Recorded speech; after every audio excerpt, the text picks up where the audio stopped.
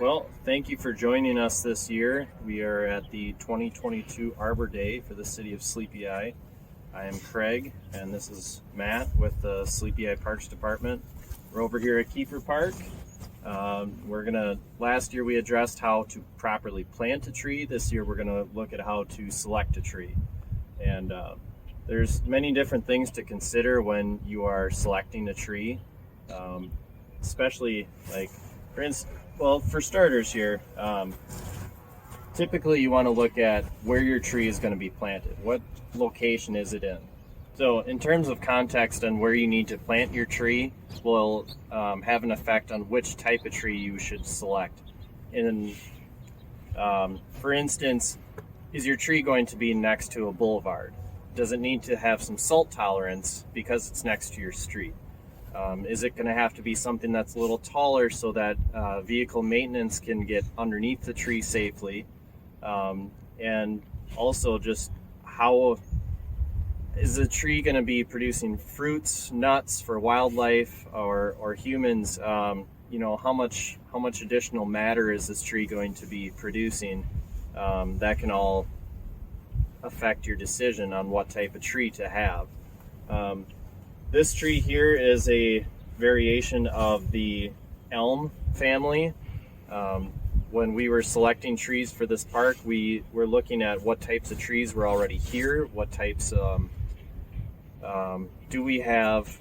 We have elm, we have ash, we have maple, we have catalpa, locust, a good variety of trees, and we wanted to pick something that would fit at this park and grow really well. So when we looked at this here, this is a variety that is resistant to Dutch elm's disease. That is a concern in our community, as well as the emerald ash borer is a growing concern for our community. But we knew that this tree does work here. It does grow really well in our soils. The soils do drain relatively well, but they are wet most of the year. And this is something that does grow very well in these soils. So Matt had selected this one based off the architecture of the tree, the joints of the tree. We want to make sure that the joints are all stable, that they're not going to break out. You don't have excessive amounts of V's that could fail at a later time. Something that's going to look good now and also in another 50 years. This tree happened to be a bare root tree. We could actually remove the burlap where you can see that. So when selecting trees, there's different ways that they come. Potted, soil ball, which will then also have the burlap wrapped around.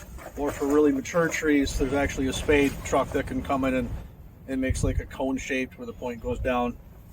Then they can come in and remove that from your area or wherever you selected to put your tree. And then again, move that tree in. And obviously before digging, make sure you call gopher. Make sure there's no buried phone lines, gas lines, high voltage lines where you select it.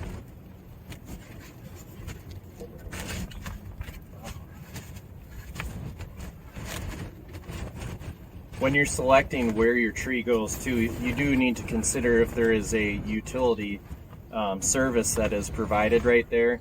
If there is a overhead line that goes directly over the top of your tree, it's probably not a good location for that tree, especially one that's going to grow up tall.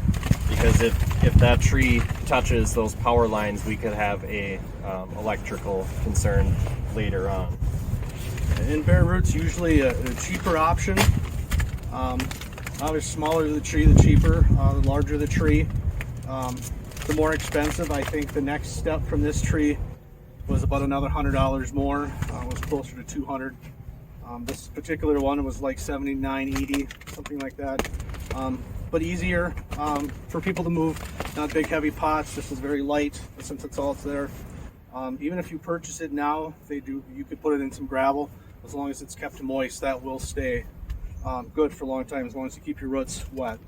Moisture is key for planting a tree. The time of year should be considered when you're planting a tree. The spring and the fall provide the best times for trees to be planted successfully. without excessive amounts of watering. If you planted it during the heat of summer and there's no rain for a while, you have to make sure that your tree stays watered so that it can grow. So like Matt had referred to, this is a bare root plant. Again, this needs to be planted soon after getting purchasing so that these roots tips don't dry out. You do need to water these well. These roots need to have room to grow and expand out into the soil profile and get that moisture so they can grow on their own. So like Craig talked about, what are you looking for a tree? You know, the wildlife, to attract wildlife. Are you looking for a windbreak? How much room do you have? You know, if you kind of look in the background of this, those trees aren't very far apart. You can see they're hitting each other. Tree limbs can rub on each other. Depending on what tree, that you can cause some health issues there. So figuring out how much room do I have will come into play with what kind of tree you can also plant to make sure you've got enough room to plant that. But once you have all the questions answered, go ahead, contact your local nursery. They'll be able to help you guide you along in selecting a tree that works best for you. Otherwise, other resources, University of Minnesota website, that's a good area to look into, and just also web searches as well. But your university, your nurseries, they all know what trees work well in our area, what disease concerns are potentially in the area or something that you should look out for in the future. And then also they'll be able to give you some insight into the growing zone that you're in. Different trees grow better in different growing zones. We do get pretty cold here in south central Minnesota, so you definitely need to make sure that you have something that is tolerant of that. This will also be a two-part video. We're also going to show you how to plant a shrub. It's going to be a hydrangea at a different park here in Sleepy at Sportsman's Park. But for now, we'll plant this tree, and we'll have some video of us planting this tree. But we probably won't talk anymore. But please, we'll attach that link from last year's tree planting and how to properly plant the tree at the bottom of the link, so you can watch that as well. But we'll go ahead and get this tree planted, and then we'll move on to planting the shrub.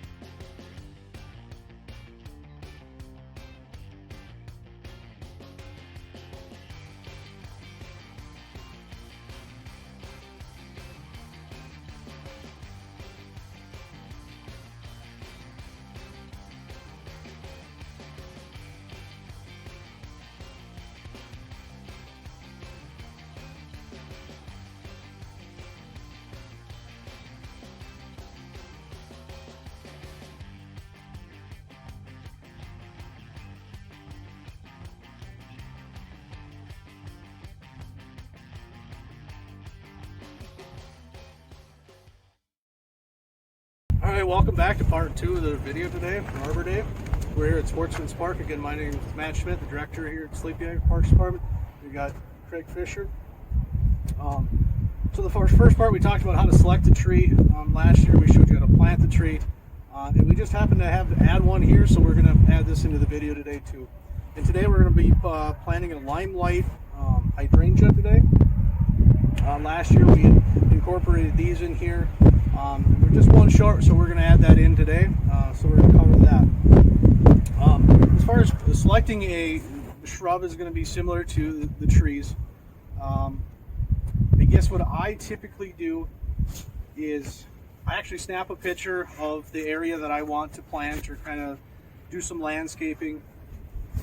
Again, you can go online, select different things. Everything online too will show you the size and the growth, the height, width that you'll have. But I just take that photo right to your local home garden or a local nursery, and I show them the picture and like, hey, this is what the area that I want to plant, what's best. Then again, they're going to say, well, which direction is that facing? So you want to, are you in a shaded area? How shaded for, half the day, full day, or are you sunny? Are you half day sun, full sun? And even if you just want to browse yourself at a local nursery or garden center, take a look at each of the tags that's on it. It shows you obviously what it's going to look like full grown and flowered out, but it also does have planting information on it. It also does checks like light exposure, sun is checked, and partial shade is checked. Gives you other information, size, 6 to 8 feet tall and wide, spacing is 6 to 8 feet, and then even deer resistance, this one's a low. So if you have deer in your area, that's also listed on there. How we came to pick this particular shrub is this is our dump station here at Sportsman's Park at our campground, and we are required to kind of keep this out of sight from campers. All the trees, we opened this area up, so now that we have to kind of cover this up and block the view. So the reason we went to, because this does go 6 to 8 feet tall and spacing is 6 to 8 feet. So last year we did add in the border, and then what we do is we put down a fabric. We'll get a shot of maybe the fabric later, but we did put a fabric down above the soil that helps prevent weeds from coming up, and then we put a mulch over the top. We put the tarp down, we just X'd it with a knife, then we were able to dig our hole out, plant our shrubs, and then we could put this is just one of our local mulches that we actually mulch ourselves. Anytime we trim a tree, if we have a branch fall, we have a chipper, and this is just our chippings that we have. But you can get chippings from any box store bags, depending on your size. You can check some local guys. I know there's one in town here in particular that just has some of it. He can bring it in by the truckload. Your local nursery can bring it in by the truckload, depending on the size that you need. There's different colors, different types. There's rubber that you can use, rocks, anything you can use for the top as well. But for our standards, we just used our local chippings. And actually, these are some old sidewalk bricks that we had from the city, so we just used them. So that's why we picked it. It was 6 to 8 feet tall and wide, so that we do get their height and width to cover up this station. So Craig will go ahead and pull this out of the pot, and just like our tree planting, we're going to actually box cut this as well. You can just see, I don't know if you can see from that distance, we're able to zoom in, but or you can go take a close up to it too. You can see on the roots. I'm zooming in.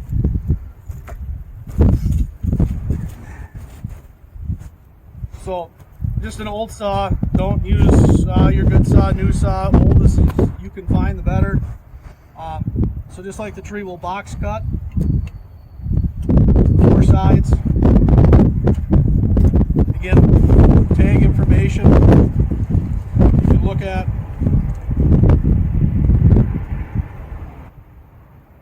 Make the hole wider than pot and it's deep. So So we're going to dig it the hole wider than the pot and deeper than that pot. They're as deep. So we'll go ahead and we'll get the shovel and we'll start digging.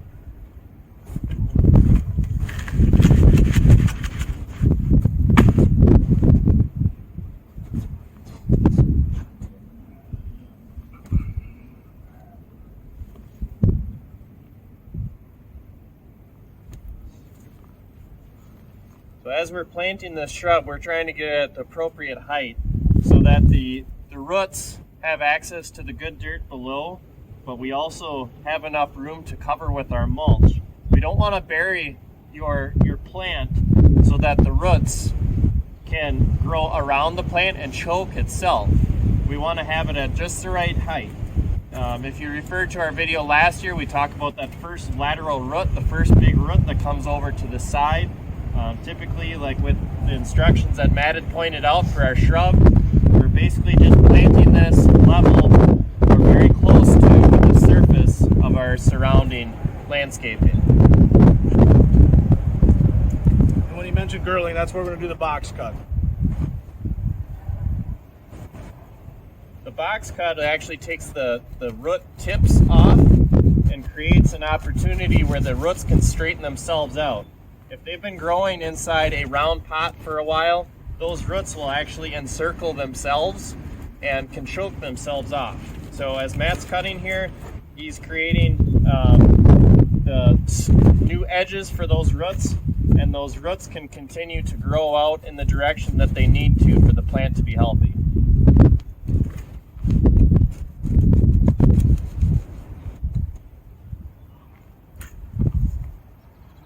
we have those cut off, we can set our plant in.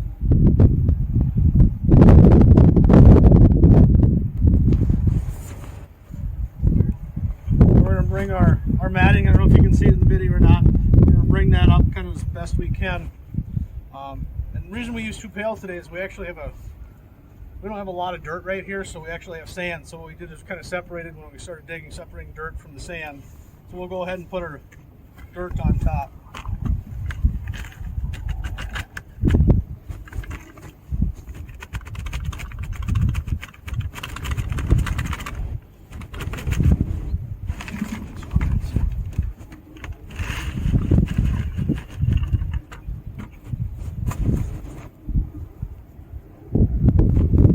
As you see, Craig's going to pack it down, take any of the lumps off, and obviously make sure your shrub or tree is vertical, it's not leaning one way or the other.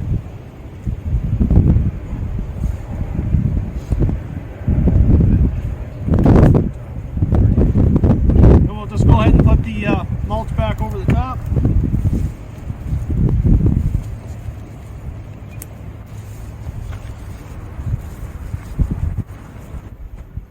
Again, why do you mulch? Mulch is a way to help protect the water that is going to fuel that plant, and also to be a kind of a growth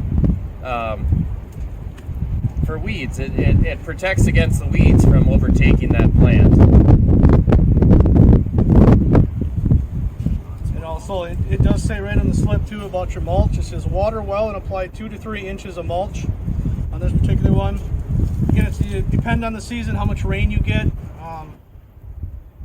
how you have a soil type that drains really fast, or you have standing water.